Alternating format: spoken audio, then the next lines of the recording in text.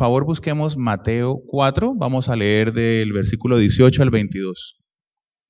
Mateo 4, versículo 18 al 22. Bien, lo vamos a leer entonces en armonía. Yo leo el primero y ustedes leen el segundo. Dice la palabra del Señor. Andando Jesús junto al mar de Galilea, vio a dos hermanos, Simón, llamado Pedro, y Andrés su hermano, que echaba la red en el mar porque eran pescadores.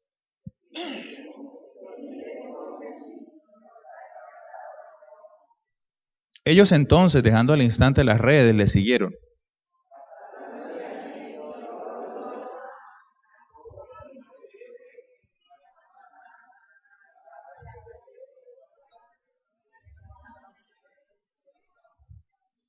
Y ellos, dejando al instante la barca y a su padre, le siguieron. Hasta ahí nomás, 22. Que el Señor bendiga su palabra.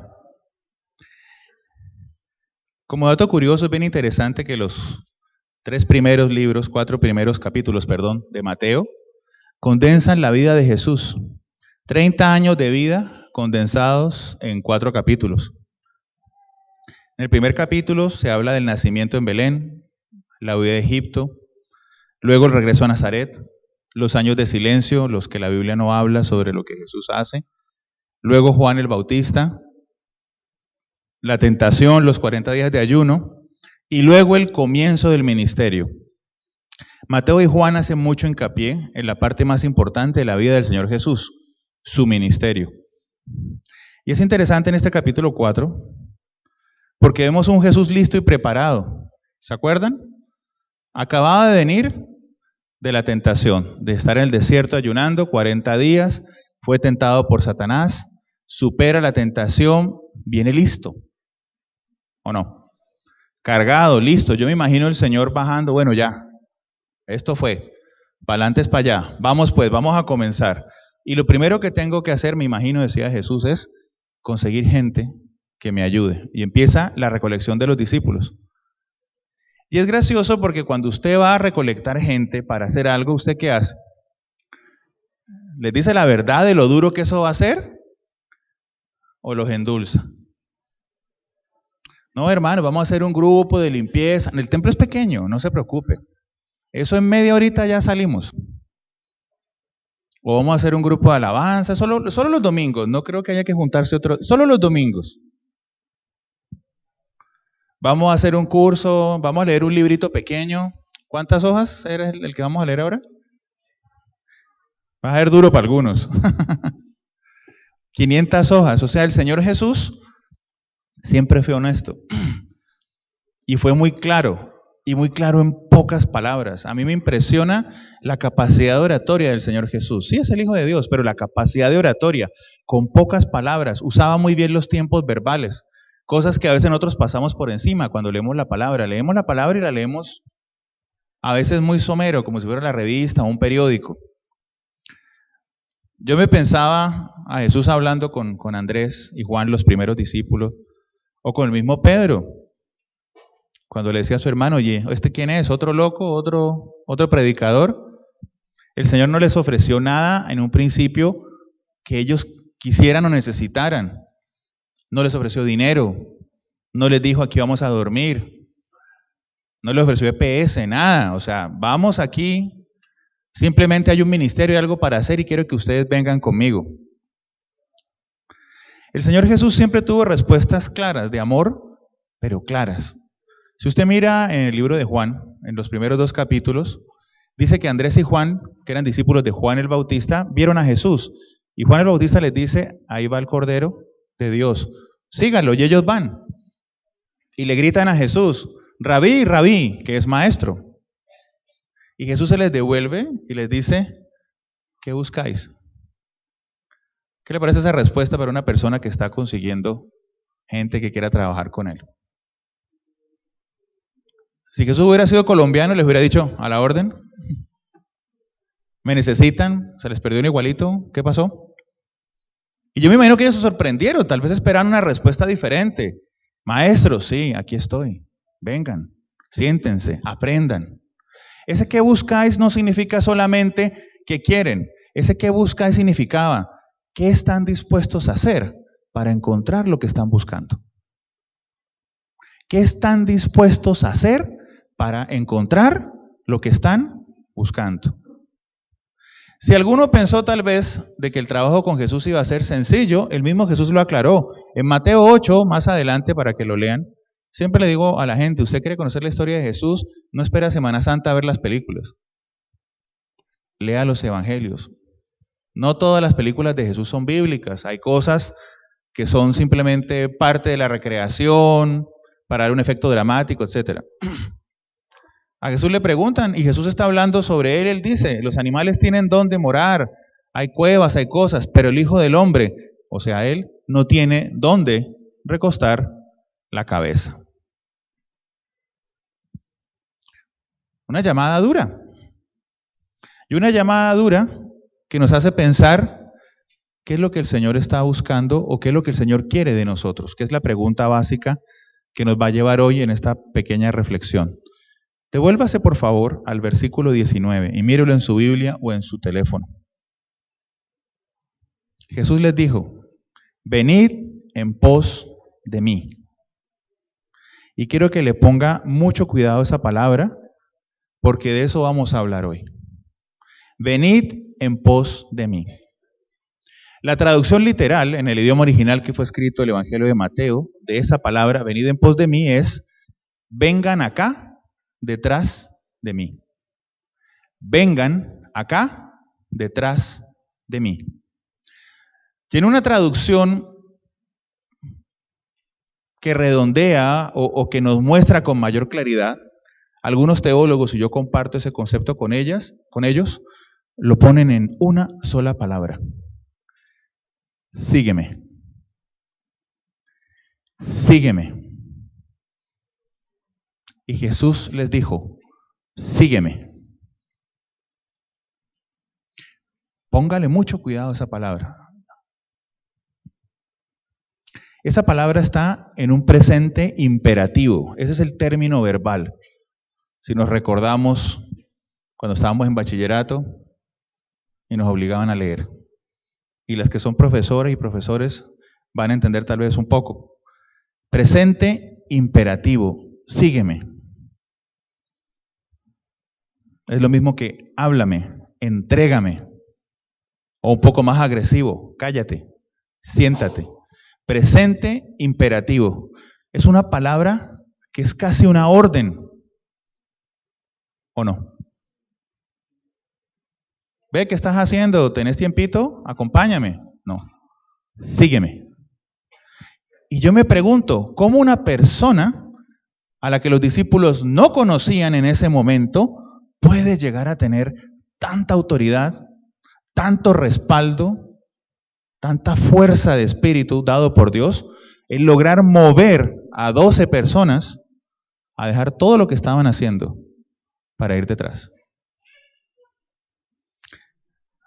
Sígueme. Hoy vamos a hablar sobre esa palabra específicamente. ¿Qué implica esa palabra en esta parte de la Biblia? ¿Y qué implica para nosotros hoy? Porque ese mismo llamado que Jesús hizo a los discípulos es el llamado que Jesús nos hace hoy a todos nosotros como iglesia. Sígueme, ¿qué implica? Hazlo ahora, hazlo ya. Tiene que ver con la confianza. Tiene que ver con seguridad. Y los que son papás lo tienen mucho más claro. Un ejemplo muy común. Cuando usted va a una piscina con su hijo, 2, 3 años, y lo paran en un trampolín pequeño y usted se hace abajo, ¿usted qué le dice? Clava, hijo. Tírate. Y siempre se ha dicho, si su hijo no se tira, dice, uy, no, papá, yo bajo por la escalerita. Hay que mirar a ver cómo está la relación de confianza. Pero generalmente un hijo, ¿qué hace? Se lanza. Simplemente empoderado por esa palabra y por la confianza que siente por la persona que lo dice. Es una palabra de poder, implica confianza y seguridad, pero implica también responsabilidad y compromiso. Igual cuando Jesús le habló a Andrés y a Juan, ¿qué buscáis? No es que estaban buscando, ¿qué estás dispuesto a hacer para encontrar lo que estás buscando?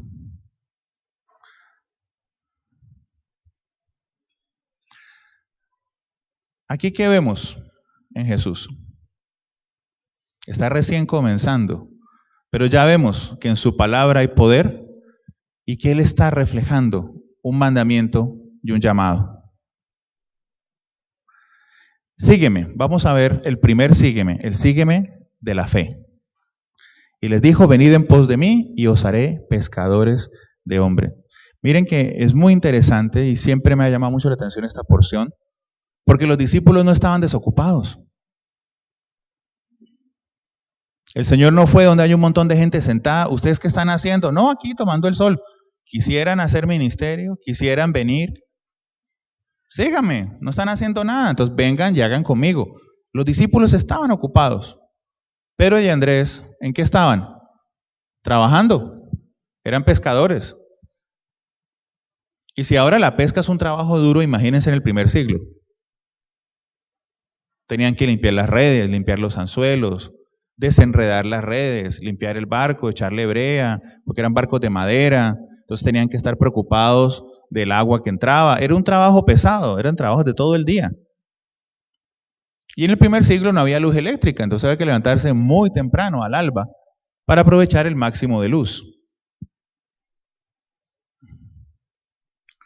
No estaban desocupados. Jesús nos llama a gente desocupada y con tiempo libre. A veces pensamos por error que cuando no tenemos nada que hacer, es el momento de servir al Señor. Yo a veces escucho a algunos en esta iglesia, cuando hablamos de ministerio, que dicen, no, cuando yo me pensione. Y así como están las normas de pensión, nos vamos a pensionar a los 95 años, a los 98. O sea, nos vamos a pensionar y de una vez a la funeraria. O sea, muchas gracias, tome, gracias, guárdame el espacio. Otros siempre están muy ocupados. No, es que tengo mucho que hacer, es que hay muchas cosas para hacer, es que hay el trabajo, es que aquí, arriba, abajo, siempre tenemos excusa. Y es bueno que usted se dé cuenta, el Señor no le pide a una persona que no está haciendo nada. El Señor llama a alguien que está ocupado, llama a alguien que está trabajando y le pone la opción. Sígueme, para que encuentres lo que estás buscando. Estaban ganándose el sustento, proveyendo para sus familias, como hacemos todos. Como está haciendo usted en semana, como hago yo, como hacemos todos. Trabajar para vivir. Preocupados por sus cosas. Estaban con problemas de trabajo, con cosas para hacer. No estaban desocupados. Pero el Señor los ve y los llama. Igual como te llama a ti o como te llama a mí. Jesús siempre nos pide que dejemos lo que hagamos o que dejemos lo que estamos haciendo y lo sigamos en un camino de fe. Por eso este primer sígueme se llama el sígueme de la fe. Jesús te está diciendo, deja lo que estás haciendo, porque lo que vas a hacer conmigo es mejor. Pero eso es algo que usted no entiende aquí. Es algo que usted entiende aquí. Y me refiero al corazón en el sentido hebreo, donde está el que toma decisiones, donde está el que ama al Señor, donde está tu razón emocional, donde está tu fe. Todos estamos llenos de trabajo y todos nos asustamos. ¿Quién de aquí está tranquilo más allá de tal vez el fin de mes? Humanamente, me imagino que ninguno. Los que me conocen saben que yo siempre digo como molestia que el único día en que yo estoy contento es el 31 de cada mes. Porque el 30 de cada mes pago mi última deuda y el 31 no le debo a nadie. Y el primero vuelve y juega. ¿Soy el único? Los demás, uy, aquí está lleno de gente llena de bendición económica. Eso es duro, trabajar es duro.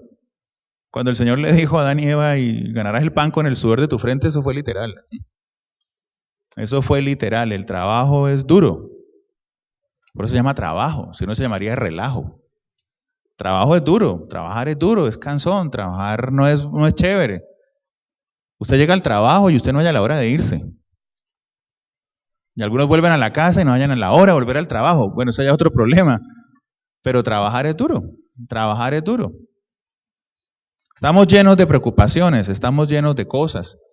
Pero el Señor nos llama y nos pide, deja lo que estás haciendo y ven en pos de mí en un camino de fe. Jesús llega cuando están ocupados. Jesús siempre va a venir a buscarte, a pesar de que estés ocupado y que tengas cosas de hacer. Tal vez usted no tiene un trabajo fuera de la casa. Porque alguno me dirá, no, pues yo no tengo un trabajo fuera de la casa, no estoy en una oficina, o no estoy en una empresa, o no salgo a vender helados, o sea, no tengo un trabajo fuera de la casa. Tal vez usted es ama de casa o es mamá, no importa. Eso también lo llena de ocupaciones. Ser mamá o ser papá en la casa es bien pesado. Y ese trabajo sí que no tiene PS ni para fiscales, eso sí es duro. Ser mamá es duro, es difícil, es un trabajo pesado, pero el Señor también te está llamando y también te está pidiendo que dejes parte de esas cosas al lado y lo sigas. Nos encuentra donde estamos y nos encuentra en momentos de necesidad. Esa parte es muy importante. El Señor siempre que nos encuentra en momentos de necesidad. Y es interesante, estábamos en una reunión con un grupo que estamos coordinando aquí en la iglesia para recibir a las personas nuevas. Y uno de los hermanos en esa reunión me dijo algo que obviamente yo lo conozco, pero que a veces a uno se le olvida y es bueno que el Señor le recuerde a uno a través de otras personas. Y él decía, recordemos que toda persona que llega a la iglesia llega llena de necesidades, llega llena de problemas. Yo creo que es el caso de todos nosotros, o alguno llegó aquí feliz de la vida. No, lo que pasa es que a mí me va tan bien, estoy tan bendecido, tan feliz que voy a ir a la iglesia pues porque, para conocer, ¿no? A ver qué es eso. Todos llegamos a la iglesia con la cabeza gacha, por algún problema económico, emocional, de salud. El Señor siempre nos llama porque detecta necesidades en nuestro corazón. Los corazones de los discípulos habían sido preparados para este llamamiento, igual que el suyo y el mío. No es casualidad que estemos hoy acá y no es casualidad que el Señor te haya escogido para estar aquí. Habían preocupaciones en el corazón de los discípulos, igual que en nosotros. Acuérdense de que en el primer siglo Israel estaba ocupado por Roma. O sea, era un país invadido. Ellos no eran libres, no podían hacer lo que querían, trabajaban supervisados. Estaba el ejército romano todo el tiempo encima detrás de ellos. Estaba el cuento de la pobreza. Si ahora a usted le parece de que no hay igualdad, en ese tiempo sí que era difícil. Aparte, los discípulos eran todos casados, pobrecitos. No, mentira, eso era algo, no era tan malo.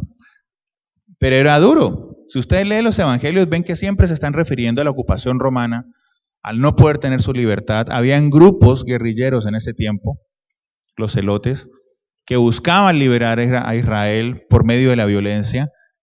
Era un tiempo complicado y el Señor venía a hablarles de paz y amor.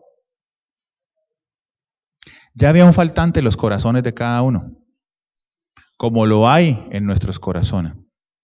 Incluso hoy, yo sé que el Señor le ha dado respuesta a muchas cosas en su vida, pero siempre queda un pedacito que requiere más oración, que requiere más tiempo, que requiere más rodilla y por el que usted sigue pegado pidiéndole al Señor una respuesta para eso. Yo te hago una primera pregunta en este primer pedazo. ¿Has oído el llamado del Señor? No me conteste, piénselo.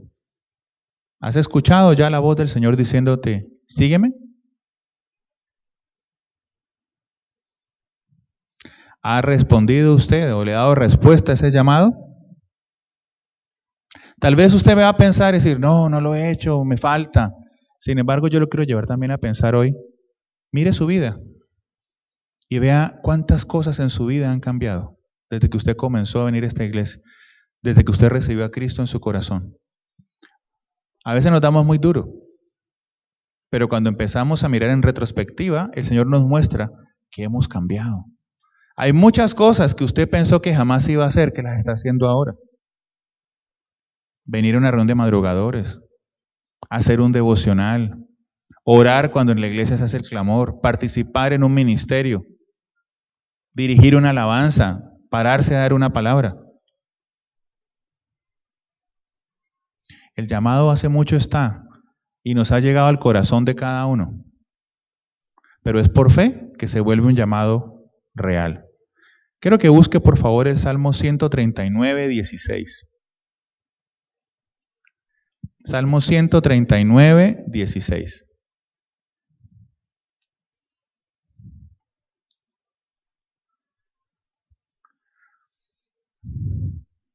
¿Lo tenemos? Salmo 139, 16. Mi embrión vieron tus ojos, y en tu libro estaban escritas todas aquellas cosas que fueron luego formadas sin faltar una de ellas. Desde el vientre de su madre, el Señor ya te había llamado, ya te había escogido. Efesios 2, 8 y 9.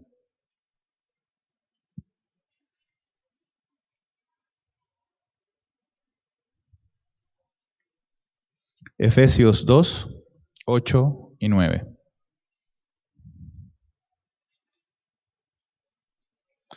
Porque por gracia sois salvos por medio de la fe. Y esto no de vosotros, pues es don de Dios, no por obras, para que nadie se gloríe.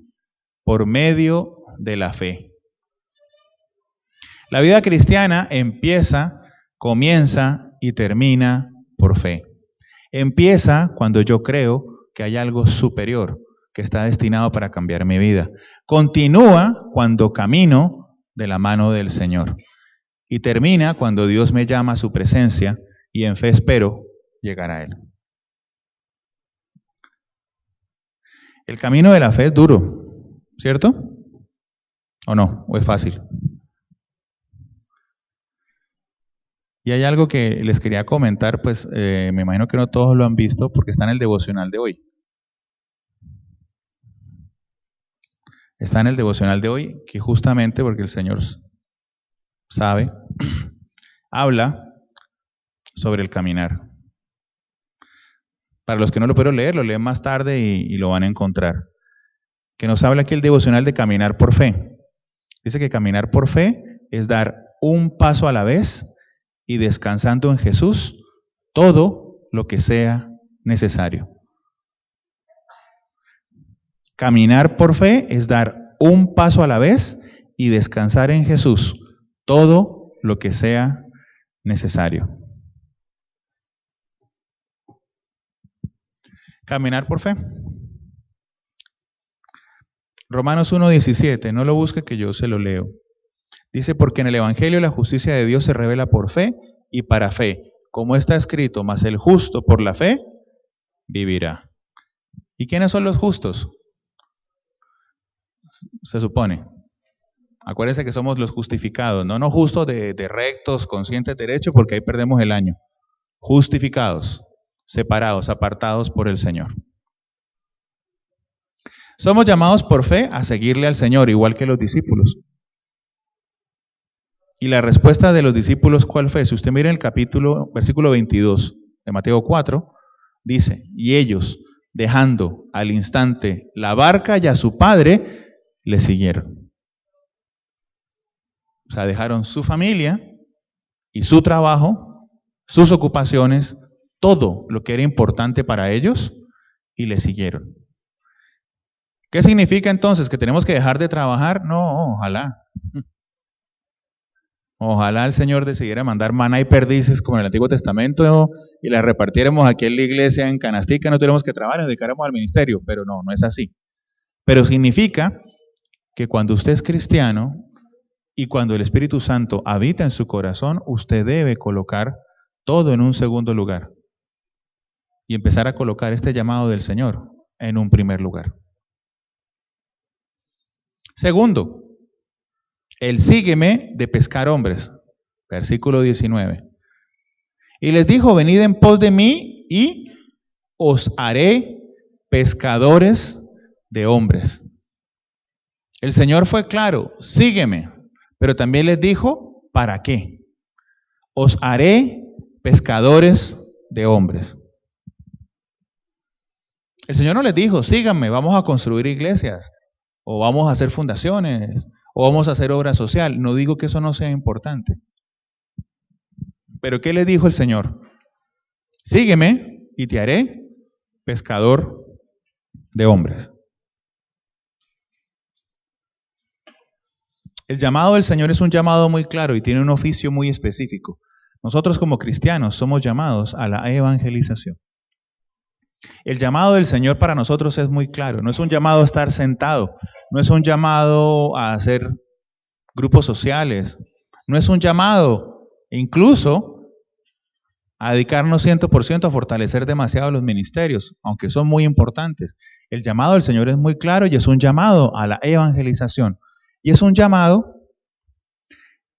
que la iglesia en general en este siglo, y el pastor Rogelio nos ha predicado sobre eso varias veces, es un llamado que está desatendido. Se nos ha olvidado.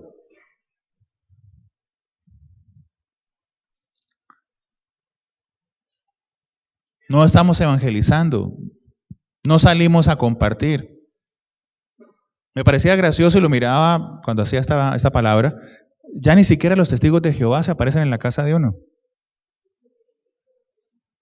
¿Se acuerda que no había sábado, domingo? Ah, bueno, en la casa de ustedes, nosotros sí tenemos seguridad. Pero antes se veía mucho más, ¿se acuerdan? Usted iba los domingos a un parque o hacía alguna actividad y se veía la iglesia compartiendo. Yo no digo que no haya desaparecido, obviamente eso no va a desaparecer, el Señor respalda su ministerio, pero son cosas que vemos poco. Y la falta de evangelización, estas iglesias desatendidas, ¿qué producen?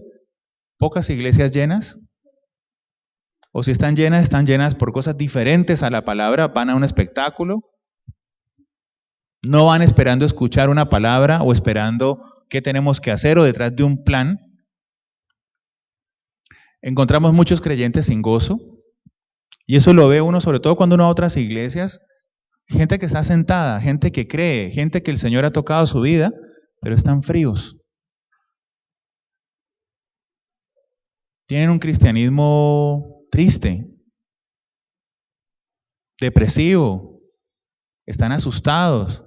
Yo no digo que uno tenga que estar lleno de un optimismo loco, eso nunca funciona. O sea, el no querer ver la realidad tampoco es bueno.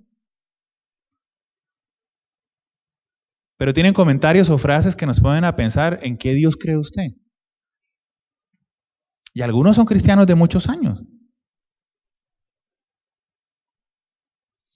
Yo les decía a la gente de nivel 3, los que estaban haciendo el curso conmigo, que cuando uno hace la obra del Espíritu Santo, cuando uno hace lo que el Señor le pide a uno hacer, ese calor que se siente en el corazón, que es el poder de Dios fluyendo en uno, no tiene comparación. Y a mí sí me da tristeza cuando a veces escucho a algunos que por sus comentarios o por la forma en que hablan, nunca han sentido eso. Y ese calor usted lo va a sentir no solamente viniendo a la iglesia, en la alabanza, en una oración, en una vigilia, lo va a sentir sirviendo. Y lo ve uno, los hermanos, los que están en la recepción de la gente nueva, los hermanos que son ujieres, que se levantan más temprano para llegar acá, para ayudarnos en la ubicación de la gente, los hermanos que recogen la ofrenda. En cualquier ministerio y en cualquier servicio, uno siente el calor del Espíritu Santo en su corazón. Y cuando uno le comparte a una persona, y uno sabe que esa persona, gracias a Dios, pero gracias a que tú te dejaste usar por Dios, su alma no está perdida y su alma está ahora en el libro de la vida, esa felicidad no tiene precio. Y es una felicidad que deberíamos buscar. Deberíamos tener ese calor y esa necesidad en el corazón de llevar a otras personas a los pies de Cristo. Como les dije otras veces, no traerlos acá. Si los trae acá, qué bueno, amén, chévere. Pero la idea no es llenar este espacio físico. La idea es llenar el cielo. La idea es colaborar en llenar el cielo de almas. Miren, el Espíritu Santo solo se mueve donde hay entrega, compromiso y donde se le busca de manera grupal y personal.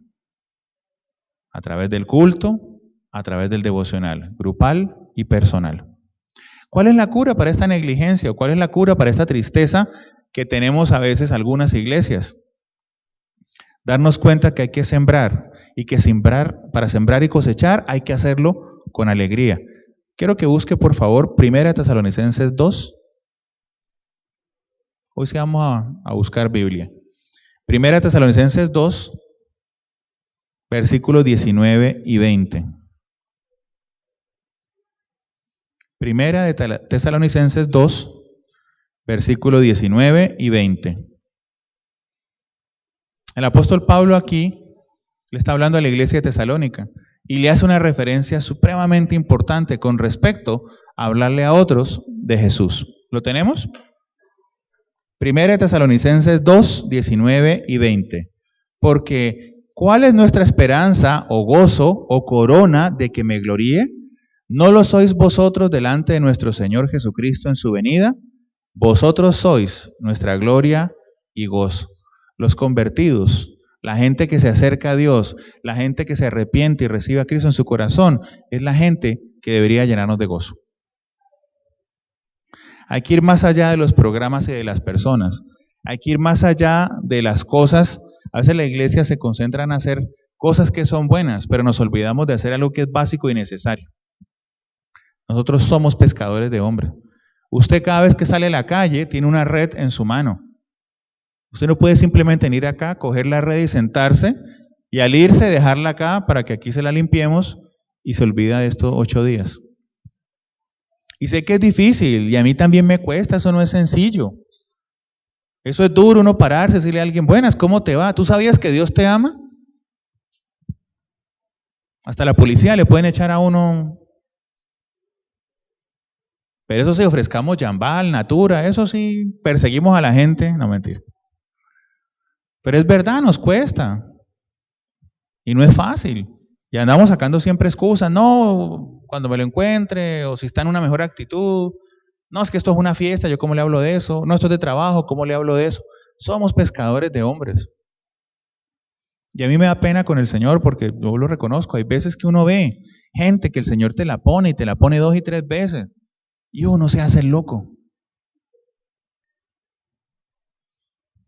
Tercer, sígueme. El sígueme de la entrega total. Todas estas son definiciones, aplicaciones o explicaciones de lo que Jesús quería decir cuando le dijo a sus discípulos, vengan en pos de mí, sígueme, síganme. Mateo 16, 24. Y este versículo, si es su Biblia, subráyelo. 16, 24. Si es su Biblia, subráyelo. Si es su teléfono, resáltelo o haga un marcador. Entonces Jesús dijo a sus discípulos, si alguno quiere venir en pos de mí, niéguese a sí mismo, tome su cruz y sígame. Qué fuerte, ¿no? ¿Alguno se vio El abogado del diablo? ¿Esa película? Que el personaje que interpreta Al Pacino, pues que hace del diablo, dice que la vanidad es el pecado favorito del diablo, porque todos los hombres somos muy vanidosos, los seres humanos, hombres y mujeres. Y yo le añadiría que aparte de la vanidad, el orgullo. No hay pecado más difícil de combatir en la vida cristiana que el orgullo. Y el Señor Jesús nos dice de entrada que si alguno quiere venir, si alguno quiere caminar este camino de fe, si alguno quiere ser pescador de hombres, lo primero que tiene que hacer es niéguese a sí mismo. ¿Qué significa eso? Doble la cerviz, crucifique su ego, baje la cabeza. ¿Y cómo nos cuesta, cierto, muchachos? ¿Y muchachas? Es muy difícil, pero es un camino que tenemos que hacer. Y es el camino principal. Para yo poder tener una entrega total, para yo poder entregarme al Señor y que el Señor haga obra sobre mí, debo dejar mi orgullo.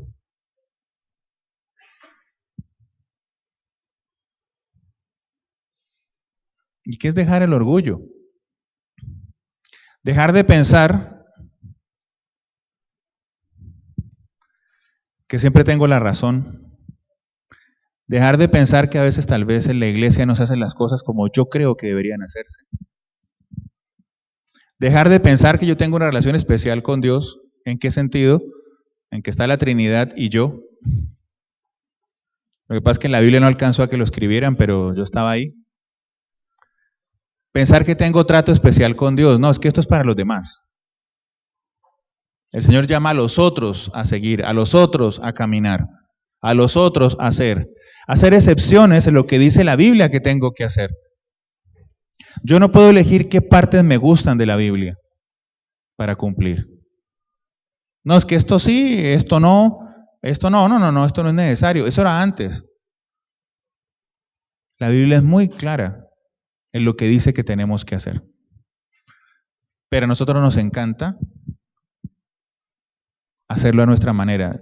Si el camino es una línea recta, ¿por qué no lo hacemos en círculo? Si le dicen que coja a la derecha y por la izquierda, ¿no es lo mismo? Cuando usted le pregunta a alguien cómo se hace algo en un celular y usted le explica y no es mejor así, yo le pregunto, entonces ¿para qué preguntas? Como decía mi abuelo, que en paz descanse, el papá de mi papá, si usted sabe más que el maestro, hágalo usted mismo. Mi abuelo era fregado. Pues de ahí salió el pastor, imagínense. Y él siempre, yo creo que él le copié eso, él siempre hablaba en frases. O sea, él no te contestaba, sino que te tiraba una frase como para que uno se le acordara y hiciera lo que tenía que hacer. Porque uno le preguntaba a él, abuelo, mire, es que esto aquí, entonces le decía, haga esto. No, pero es que si usted sabe más, o sea, si usted no se va a dejar ayudar, vaya a hacerlo usted mismo. La entrega debe ser total. Y lo que el Señor pide y demanda de nosotros es duro y es total. Miremos ahí en el mismo Mateo 16, en el verso 21.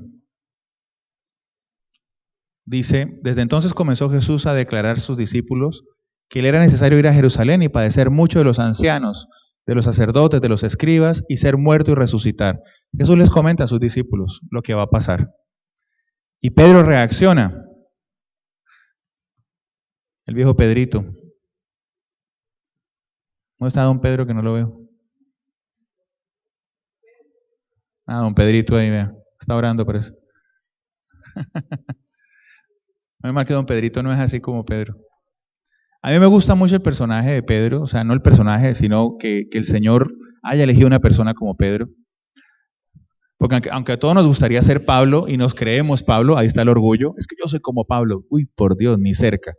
Yo pienso que aquí el 90% somos más bien como Pedro. Bocones, hablamos de más, no nos callamos en el momento, desobedientes, pero con un corazón grande y entregado. Pedro al final caminó el mismo camino de Pablo y se sacrificó igual que Pablo. Se dio cabezazos como nosotros, pero llegó. Y a mí me gusta mucho Pedro porque me identifico mucho con él y creo que nos identificamos muchos con él. Porque aunque no hacemos siempre lo que Dios quiere, en nuestro corazón está el deseo fuerte de servir. Y nos arrepentimos constantemente de los errores. Y pienso que el Señor mira eso con cariño, o sea, que uno reconozca y se equivoque y trate de hacerlo diferente. Pedrito se levanta y le dice, Señor, ¿cómo te ocurre que esto no te acontezca? O sea, Pedro hasta esa fecha todavía no había entendido lo que el Señor iba a hacer, ni el porqué de lo que Jesús tenía que hacer y por qué estaba en ese momento. Y el Señor lo regaña y más adelante le dice, pensando en él, el que quiera seguir en pos de mí, niéguese a sí mismo, tome su cruz y sígame. El reto del Señor, doblar tu orgullo. ¿Y qué es doblar el orgullo en un sentido cristiano? Porque nos han dicho esto muchas veces. Doblar el orgullo en un sentido cristiano es, no voy a hacer las cosas como yo creo. Voy a hacer las cosas como dice la Biblia, aunque me cueste más, aunque no esté de acuerdo, aunque no lo entienda del todo. Voy a obedecer. Sígueme. Hazlo ahora, hazlo ya. Sin cuestionamientos, sin explicaciones, sin justificaciones. Sígueme. Hazlo ahora, hazlo ya. Solo la rendición completa trae, ojo con esto, victoria completa. ¿Sí me están escuchando? Aló, aló, como dicen, ¿está prendido? Solo la rendición completa trae victoria completa. ¿Tienes problemas con tus hijos? Solo la rendición completa trae victoria completa. ¿Tienes problemas económicos? Solo la rendición completa trae victoria completa. ¿Tienes problemas de salud? Solo la rendición completa trae victoria completa. Con el Señor no hay medias tintas. Hazlo ahora, hazlo ya. Finalmente, el sígueme de fijar los ojos en Cristo. Sígueme de fijar los ojos en Cristo. Por tanto, nosotros también, teniendo alrededor nuestro tan grande nube de testigos, despojémonos de todo peso y del pecado que nos asedia y corramos con paciencia la carrera que tenemos por delante. Puestos los ojos en Jesús, el autor y consumador de la fe, el cual por el gozo nuestro delante de él sufrió la cruz, menospreciando el oprobio y se sentó a la diestra del trono de Dios. Puestos los ojos en Jesús.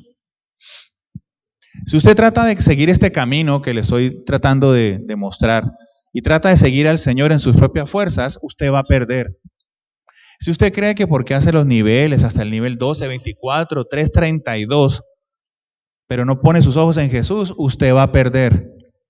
Si usted cree que puede económicamente hacer un manejo de su vida, asegurarse una pensión, no sé, algo que le permita dedicarse a hacer ministerio, usted va a perder. Con el Señor, la única planificación que funciona es la entrega total y puestos mis ojos en Él. Incluso, si usted tiene puestos los ojos en la persona que está aquí en este púlpito, y no me refiero a mí, a cualquiera que aquí se pare, o en otra iglesia, usted va a perder. No mire hacia acá, mire más arriba. Puestos los ojos en Jesús. Solamente cuando yo aprendí a poner los ojos en el Señor, fue que entendí el camino, el servicio y el ministerio que el Señor tenía para mí. Un llamado que a mí se me hizo hace muchos años, pero sé que usted también.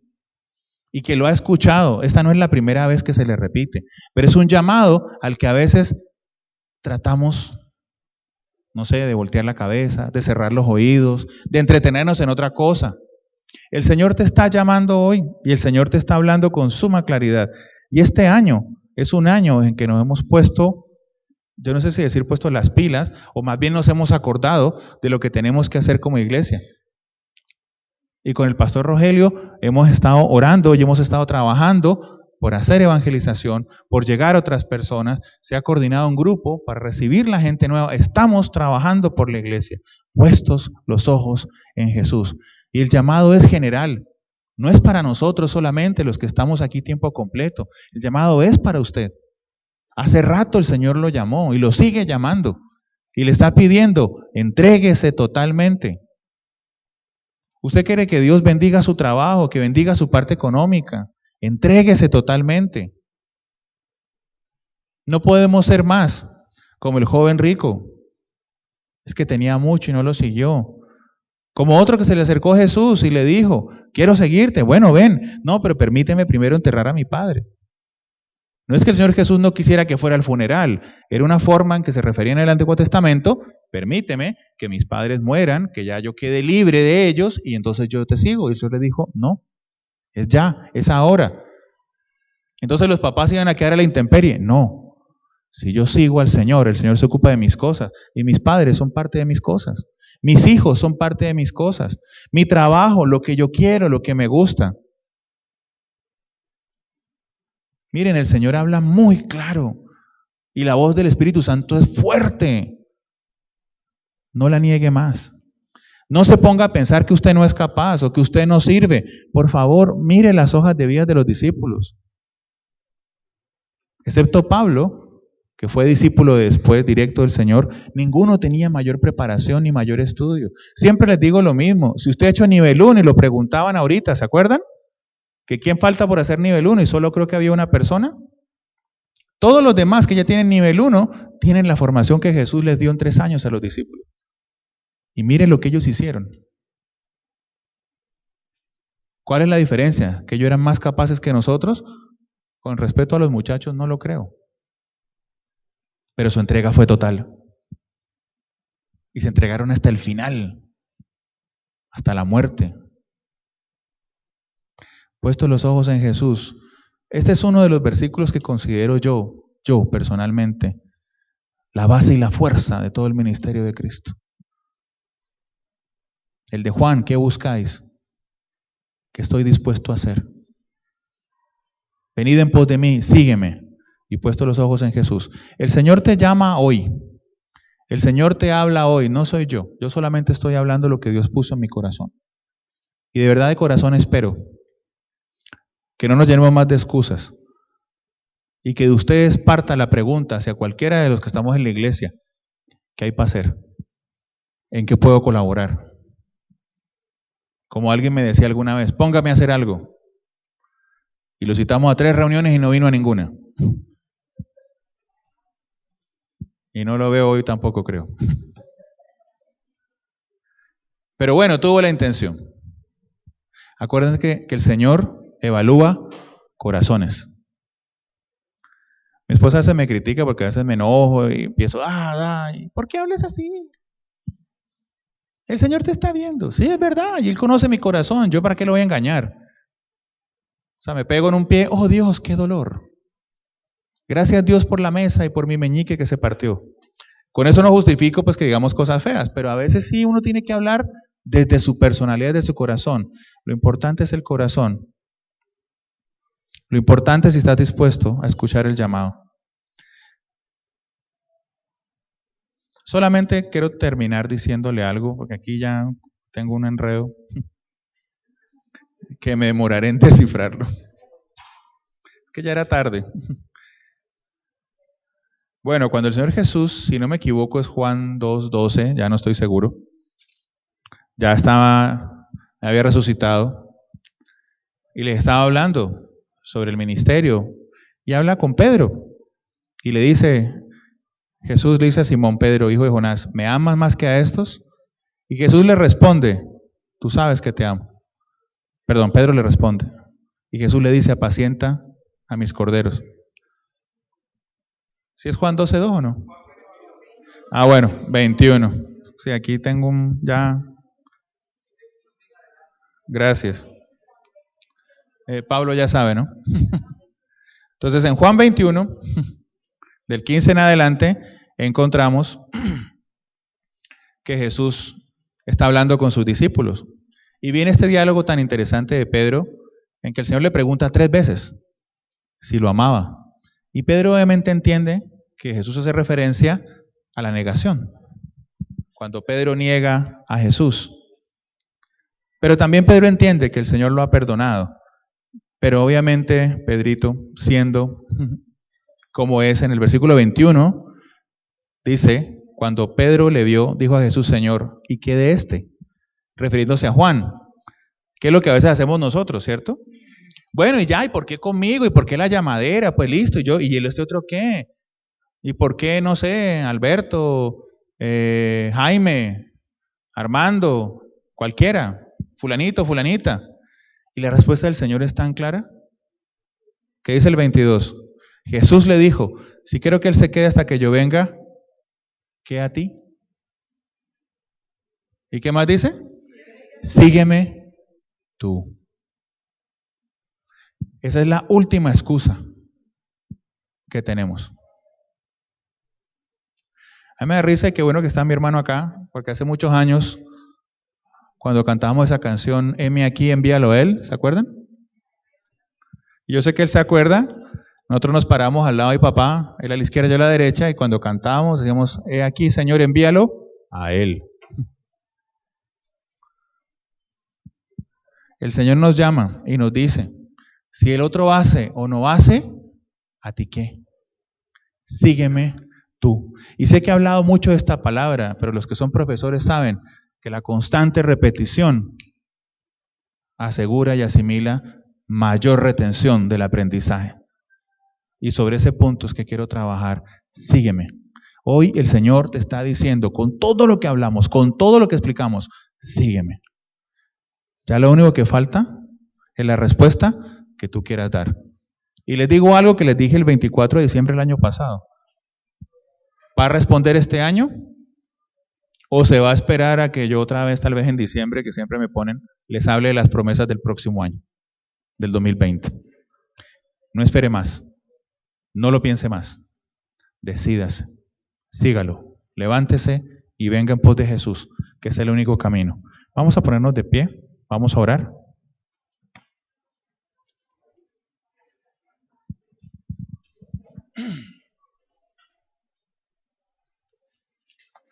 Bendito Padre de la gloria, gracias Señor en esta mañana por tu presencia.